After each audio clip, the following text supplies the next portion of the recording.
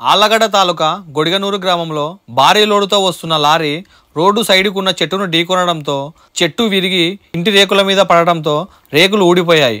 లారీలో ఉన్న వడ్లు కింద పడ్డాయి. కరెంటు తీగలు తెగి రాకపోకలకు అంతరాయం ఏర్పడింది.